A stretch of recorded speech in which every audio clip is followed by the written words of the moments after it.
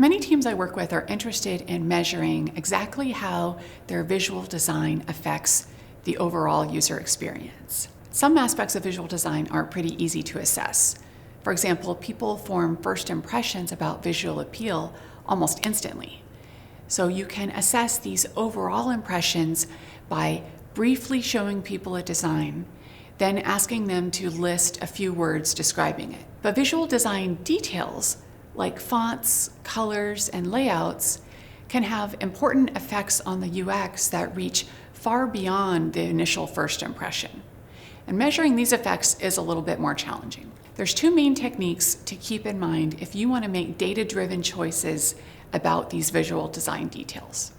The first is to assess both opinion and behavior, because subtle differences like slightly larger fonts won't be noticeable to most users at first glance. So to find out how these larger fonts affect the UX, you need to actually let people interact with the design and read some content.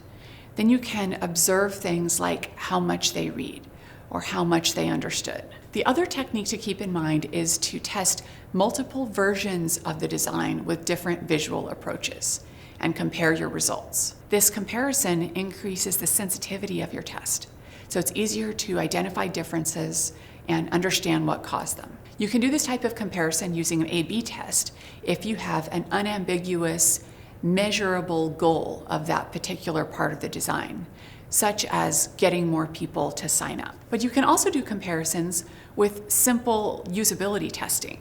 And this is a good choice when there's not a single specific goal, and it can be very sensitive to small effects because you can have the same user test more than one variation. If you do this, make sure to vary the order in which you show people the different designs so that you don't show everyone the same version first. While there is a subjective component to aesthetic impressions, by using good research methods, you can ensure that your visual design is usable and appealing to your audience, not just to your designers or internal decision makers.